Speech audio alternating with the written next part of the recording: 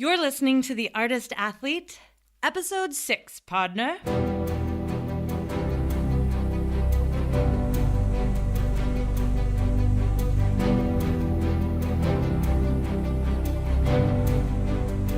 I'm Shannon McKenna, and I'm the host of the Artist Athlete podcast.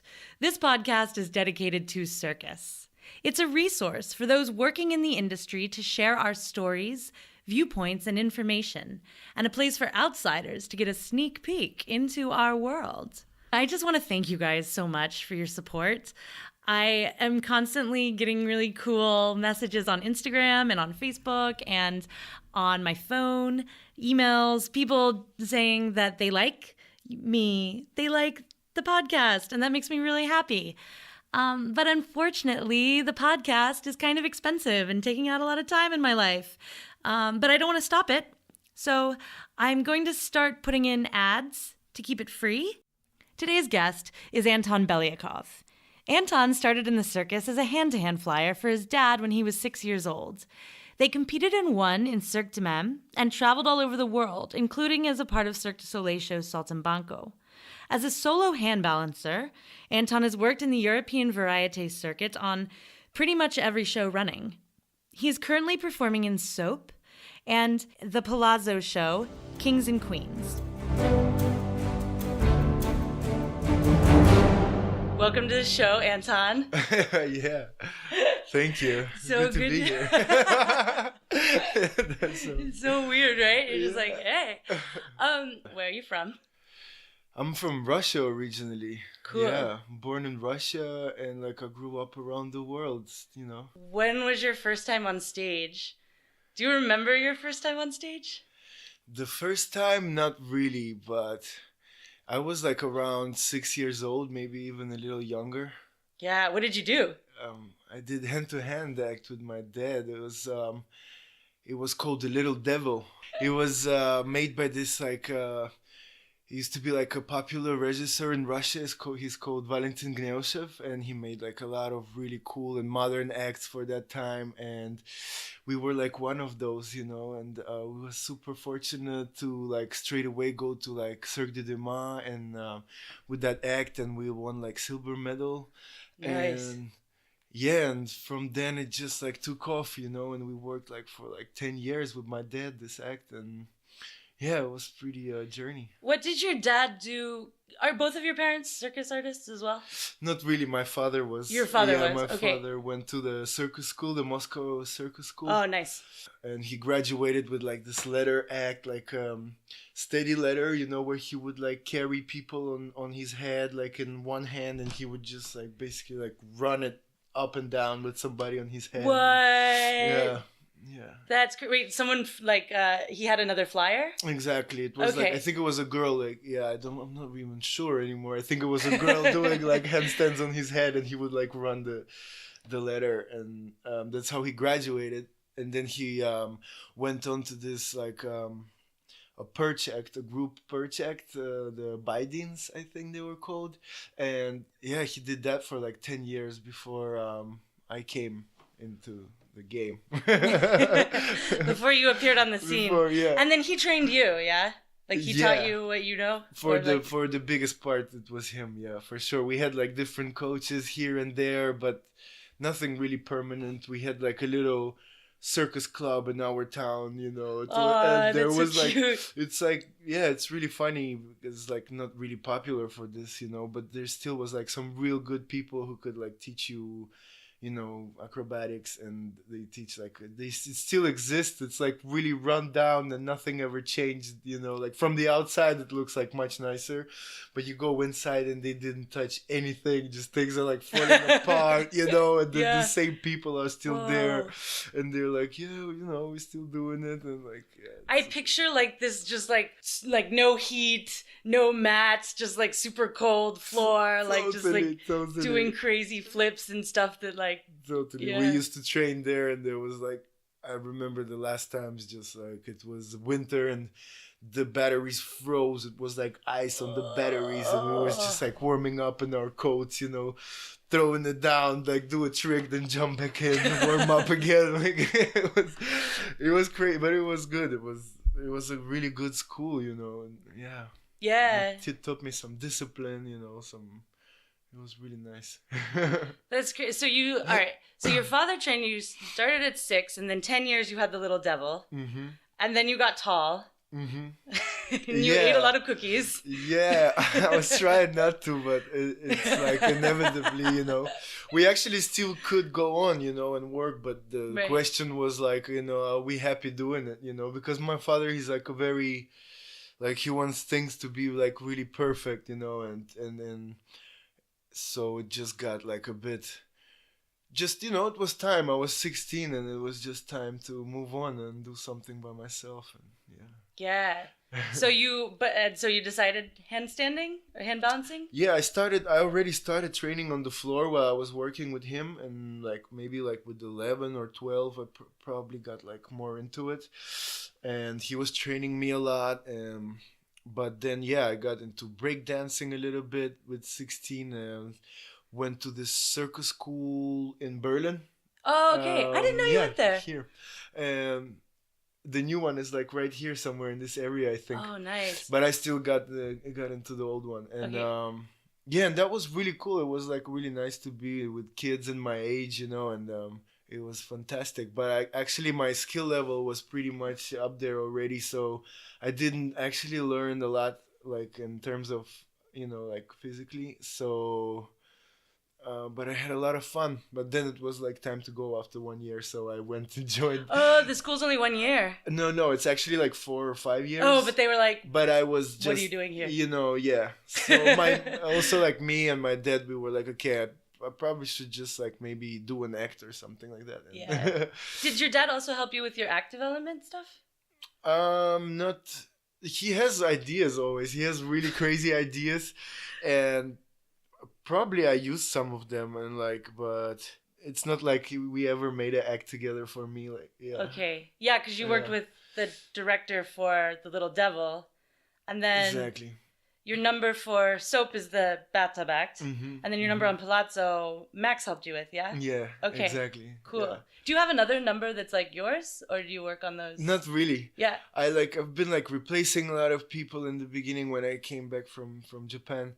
And like, I actually got together with some friends from school here, and they put me together with some friends. We did some street festivals and like some street shows, and it just like was just out there, you know, until Max caught, they like, oh, you have to get to know this regisseur, you know, so he has to like know you. So he saw me and he was like, man, we got to do something together, and we made this really crazy act like on the floor with no equipment, nothing, and the music was like actually like really made to every movement. He had this music guy who was doing this for him, and it was pretty sick, and like, and it was jumping and this and that, and in the end there was like this big handstand combo, and it was like 7 minutes, and I was totally dead at that. Dude, he's so brutal. It's so brutal.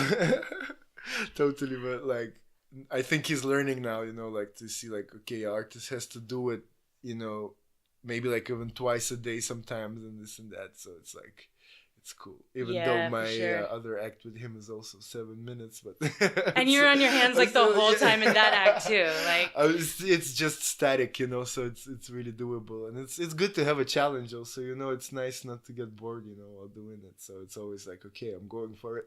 Yeah, I bet. Like, wait, I feel like there's one other. You did Cirque du Soleil also when you were a kid, yeah? Yeah. With my dad, there was exactly a time we did 1 year of Saltimbanco. You did Saltimbanco? Yeah. What act were you? We were the Adagio act, the first act, this trio, you know, with the family one, yeah? Yeah. Exactly. There was this woman in yellow and this little kid in white, and my dad was in yellow and the woman in blue, and I was in white, the little kid. Okay. Yeah, we replaced the Chelnikovs, I think. Yeah. Okay. Exactly. And nice. And then Saltimbanco had a break after that, I think, and so we went on to another circus doing the Little Devil again. It was really weird to go like from Soleil back to like this sawdust, you know, and animals and like. Dude, I bet. What was it like to go from all of that to Cirque du Soleil? Were you like, oh my god? We were so really stoked. We was really happy, you know. We went to Montreal to train. My dad was like, "Here you go, it's your first time in the in the Americas, like, and it was a great experience. It was like it was like the first time where all the artists like treated me like personally on the same level as them, although they were all like older and like super cool, and they still hung out with me, although I was like 11 years old, and yeah, I never even thought of that. There probably weren't a lot of other kids around.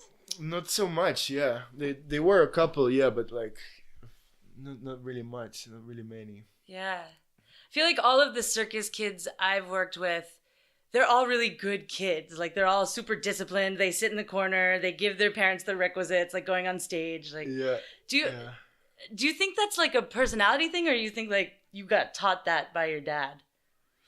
I think you get taught that, Yeah. You get taught that there's just like from the beginning, there's like certain rules and certain things you just have to do in order to like kind of reach a level or something, and or to behave, you work in a circus with animals, there's certain things you have to know, just not to get ran over by a horse or elephant, Yeah, like totally. it's just like Yeah, it's like survival stuff. Yeah. like, And so, like, how drunk do you have to be to not be able to do a handstand?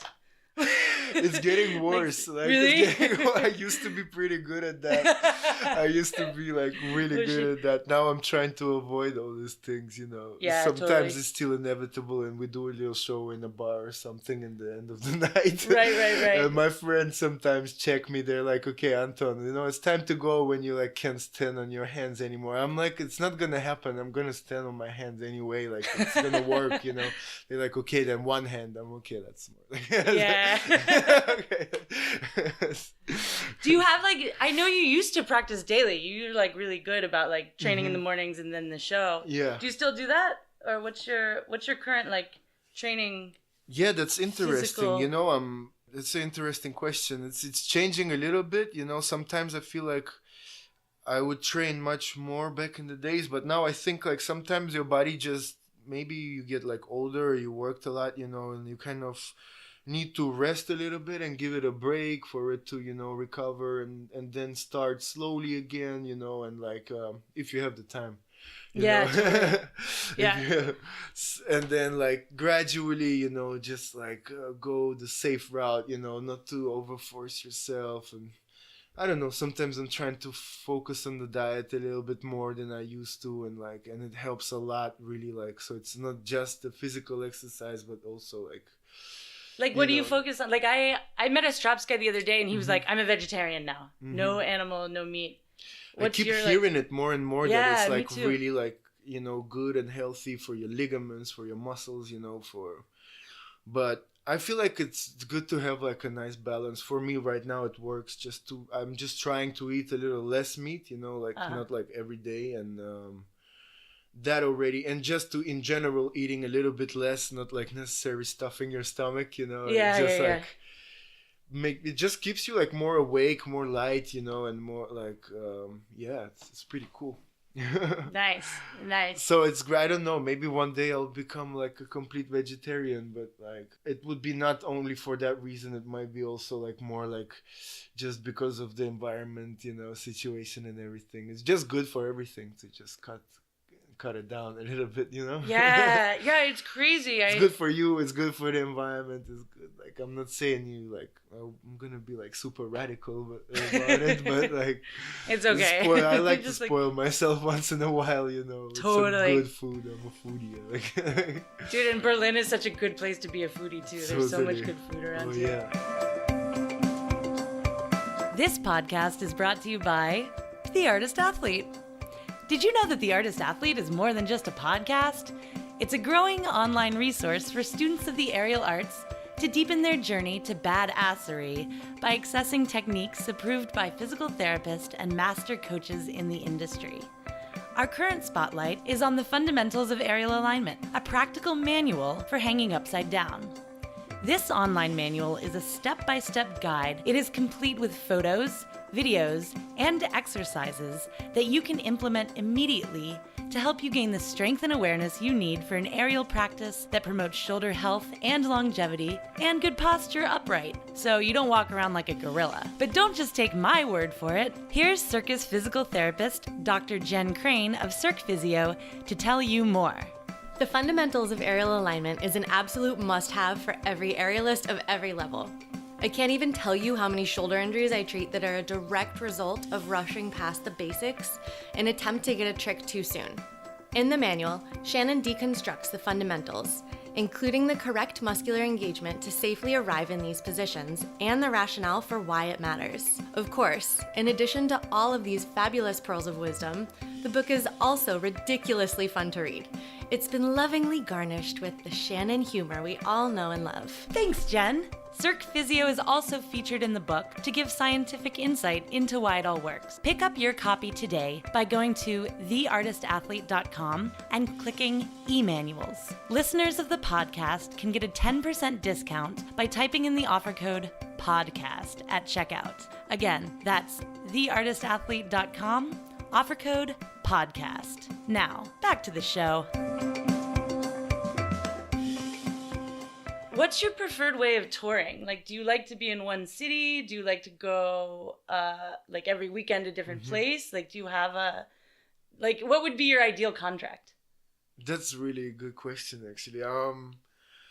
You know, I really like to stay in a place for a while to get to know the place. And it's always like you feel like you have a lot of time. You're here for a whole month, you know? Mm-hmm. And then it ends up flying by so fast and you barely seen anything. So I kind of enjoy it now, like more and more since I've been traveling almost like my whole life. I enjoy the longer stays, you know, to like explore a place and like it's, I don't know. I was working on a cruise ship and it was like super cool. Like you're in another place every day, you know, and but it's like not really like my type of way to explore these beautiful places. You know, there's so much to see and you only have like 5 hours in the place. So you're like usually like I'm totally overwhelmed. And so I totally prefer like being in one place and like you have your it's true because then you can have like your favorite coffee shop. Exactly. You can have like the barista knows you or like you become friends with people, you know, you can totally get some connections, some nice experiences. Yeah, for sure. So I remember also in January we were talking a little bit about this, like because I feel like you're such a good like you have such good such a high technical level in hand balancing. Thank you. I mean, you do. It's just like obvious on stage. But like you were talking a lot about like the artistry behind it and what you were doing to like go a little bit more with like your characterizations or like acting. Can you talk a little bit about like what you do for that work? That's also a really good question. It's not so easy to answer, you know. I feel it's like always a challenge, and it's good not to get dormant, you know, and too comfortable with what you do because you pretty much can just do the same thing every day and it works, you know. So it's good to like poke yourself a little bit and be like, yo, try something else, you know, like, and like it's really cool. And then it's just like I feel like I don't know, I'm asking this myself like sometimes like can you call yourself an artist or you're just like a performer, you know, like so I'm wondering what I can do. I hope maybe in the future I can go more and more to this aspect of artistism, you know, and like instead of just like performing and, you know, just doing the same routine every day. And when you were a little kid, did you get really bored by it? Were you like, we have to do this again? Not really, you know, because my father is just such a perfectionist and it's never perfect. So it was always a challenge to make it just this one thing the best way you could. Right. It was every day like a challenge, you know, no matter how you felt, you kind of had to try to make the best out of it. Did he have a way of doing, because like now I know people who they will like their parents or whoever, they will like record the number, the act, and then they watch it back. But like when you were coming up, they didn't have like, you didn't have an iPhone, you couldn't like record the number every night. So did you like have notes in your head or did you have ways of knowing like if a trick didn't work or like What was the process of that? Yeah, well, we always, I mean, there was still the VHS and stuff like that. Oh, It yeah. was a little bit more fun. But my dad used to always, like, whenever we had the opportunity, he would put somebody on the side who actually have an idea about, you know, like hand-to-hand and like acrobatics and handstands to watch and then give us notes and like, you know, that was always super helpful. Yeah. Gotcha. I'm not doing it that much like nowadays, also not really watching myself. I feel like I should do that much more. Really? Yeah.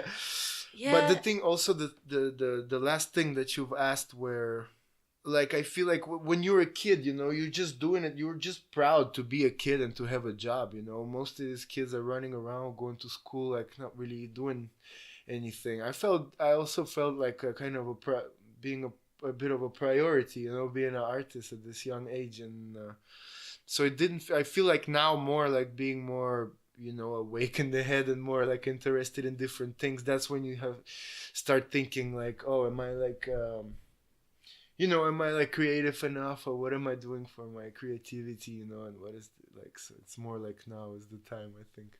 Totally. You can like mature to that age where you're like, now like I know how to do all this stuff. Now like what am I saying, or like what am I trying to do with it? It's more in your own hands now, and like you have do you have any your own ideas mind. or like projects that you would love to do? Not really. I just try to like free my mind a bit and to have space in my mind for this, you know, and just go off whatever like naturally comes, and then just see from there. But I don't have like specific ideas. Yeah. I have some people coming to me with some really cool, amazing stuff, and I'm like, wow, that's awesome. I might try it out one day, you know. And I feel like for you it would be really cool, like, because you were mentioning like breakdancing, and I feel like in Circus right now there's this like huge like meeting between like hip hop and breakdancing and like that world, and then like the circus world. Yeah, that's it's super cool. That's how like actually I started here. This first act I did with Max. Okay. It was a lot of like tumbling and breakdance elements, and hence going to static, then like explosive. And is there a video of it anywhere? Just like rehearsal videos, something like this. I think I still have some. Yeah.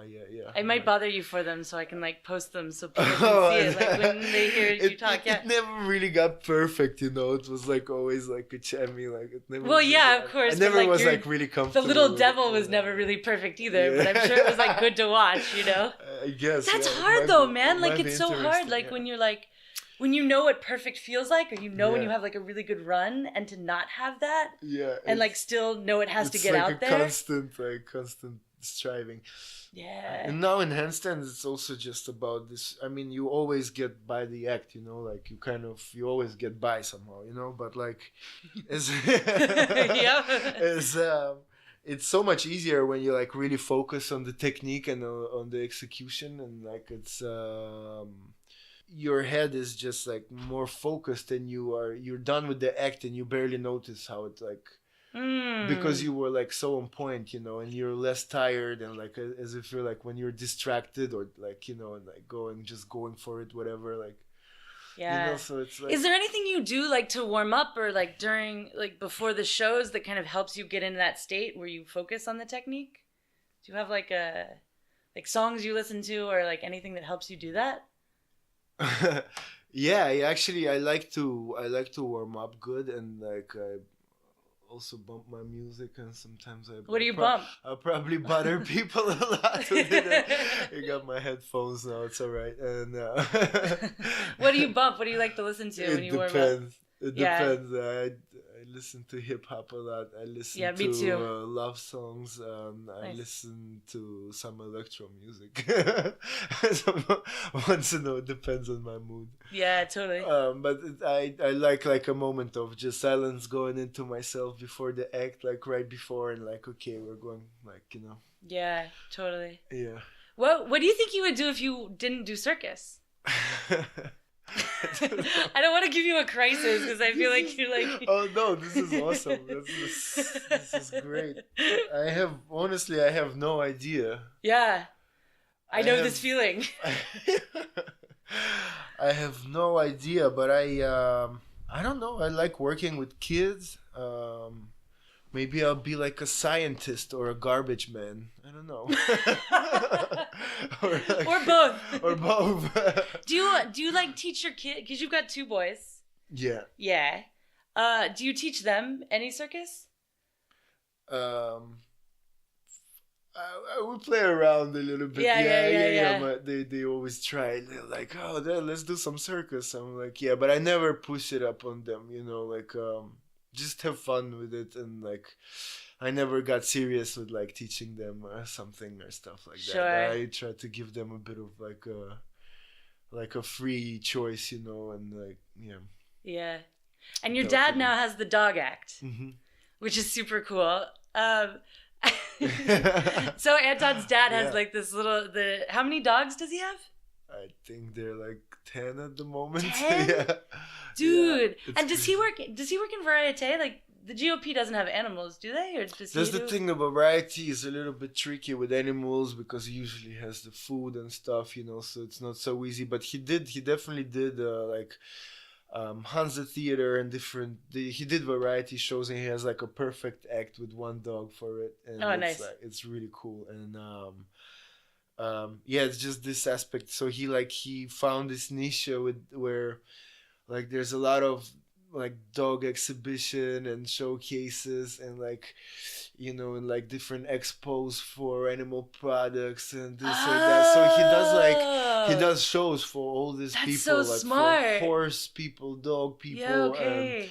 So he has this a lot. He does circus also. He does variety and and like gala gigs. It's doing really good. Yeah, it's a lot of work though. 10 dogs. It's crazy. It's no days off, For sure. Like always something to do. I remember that story you told My about. mom, like, of course, helps him a lot. yeah, I bet. They But work she wasn't a together. performer, you were saying. No, not Okay. really. But How did she they meet? always. I think they met back in the school. Yeah, they went to school together. Okay. So a Gotcha. long time. Yeah, and then my mom was in the library. She was a smart woman, reading a lot and selling books, and and my dad was doing circus. So one day he came over and he told, okay, so they got together and she started traveling with him and us. Cool. That would be really nice to have your like mom along. Oh yeah, that was so nice. She's just amazing, and she's such a balance between us both. My dad is like super active and like perfectionist, and me that is like lazy sometimes and a bit how you say phlegmatic, like Phlegmatic? Phlegmatic. I don't know if that if translates. there's a word though. I don't think so. It's just Phlegmatic? like a sloth, like I think you're just chill, man. I yeah, don't think maybe. Yeah, actually, but I'm becoming more and more like I've noticed like a little more like my father, and I'm trying to be a bit more active and woke. And it's becoming like I don't know. Maybe I'm getting older. I don't know. It's weird growing up, right? It's you weird, like wake yeah. up one day and you're like, oh my god, I'm like worried about health insurance, or like I'm worried about like. But it's really cool. Like not that stuff, but No, that stuff and it's really cool. Like sometimes there are really cool moments. Yeah. Of like some awakening. So usually I ask this to people who like started circus a little later in life, like me or Dan or somebody who came to circus and in their early 20s, and I asked like, what advice would you give when you started your career? So it's kind of odd to ask you this because you started like before you can even remember your circus life. But do you think there's anything you would say to like yourself as a little kid, like advice you would give or something that you would say that would have improved where you are now? I don't know if I could say something to myself as a little kid. I'm not sure. But I definitely like I'm really enjoying and admiring people who start like later and reach different levels, and like it's so lovely to see and so nice because I see them being like much more like creative with their things, because like they have to be. Maybe sometimes they didn't have this like really strong technical like this gymnastic aspect of it, but that's why they had to get like really creative with their stuff, and it's like always really awesome to see like where they're going and like and mostly these people that I meet are like super diverse. They do different things, you know. They play music, they do that, and they tell me always like, look, I can't do like one thing like super good, but I can do this, that, and the third, and I sing and I play this, and I do a headstand and juggle 5 balls, and I'm like, dude, that's amazing. Yeah, Like, right? keep on doing it and see how maybe you can like put it together and like what, you know. So it's always it inspires me, like watching these people always, like it's always like, you know. Yeah, I know what you mean. There's always something to learn from each other. Like, Totally. yeah. Thanks for coming on the show and talking about your Oh, life, I'm Anton. so happy. Those questions were amazing. Really? Yeah, it was great. I always I'm like, what am I gonna say? And then I Yeah. don't think of anything, and I'm just like, well, I'll just ask the questions that come up when they That's start perfect. talking. It happens naturally. Yeah. Cool, yeah. Anything else you want to say? Do you want to tell a joke? I don't know any jokes. I don't know any jokes either. I'm so And sorry. I hate it when people know it. I'm so sorry. I can't, like, next time I would have to prepare for that. You Exactly. know? And I'm a horrible like storyteller, so I'm just like, I have to really come up with something in advance. Next time I'll give you a little more notice than like a day, and you can write a story and have somebody edit it, and then we'll make it the whole thing. Yeah. Well, thanks for coming on the show. Thank you. Yeah. I'm super ignorant, y'all. Phlegmatic is totally a word. I looked it up after the interview, and it's an adjective that means having an unemotional and stolidly calm disposition, which fits Anton quite well. He's probably one of the chillest people I know.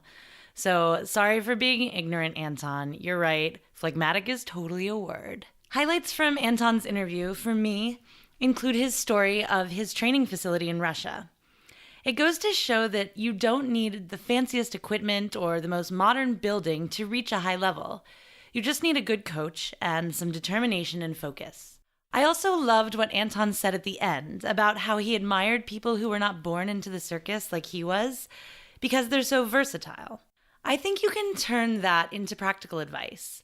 By taking all of your skills and mashing them together, you can make a career as an artist. You don't have to be the best hand balancer or aerialist or juggler or whatever discipline because, like, no matter how good you get, there's always going to be an Anton or someone who grew up standing on their hands in the circus ring. But you can still work hard and be creative. Maybe you play an instrument and also juggle 5 balls and also do some close-up magic and can do a split. There are all sorts of ways to make it in this business, and finding the skill or mesh of skills that are uniquely yours is what will make you shine. Again, I always ask that question at the end because I created this podcast kind of for myself when I started Circus, and that is a piece of advice I really wish that I had listened to instead of focusing on one thing and trying to be really good at it, embracing all of my skill set. Anton is a great talent. He's an amazing hand balancer. And in the show notes, I've linked to a ton of his work so that you can watch him in action. Another way you might be able to watch him in action is that the show Soap, which is where I met Anton, has been running for 10 years all over the world. And it's currently looking for an agency to book a North American tour, specifically in the United States. So if you're in the States and you happen to run a circus booking agency or a theatrical booking agency or a production company that could support this show and you want more information, you can email me at info@theartistathlete.com and I'll put you in touch with the right people. If you liked the show today, please subscribe, rate, review, and tell all your friends. If you have questions or comments, you can head to the website www.theartistathlete.com and message me there. For aerial training tips and tricks, you can find me on Instagram at @the_artist_athlete. Next week on the show, I'm going to have Dr. Jennifer Crane from Cirque Physio on the show. Thanks for listening, guys. I'll see you next week.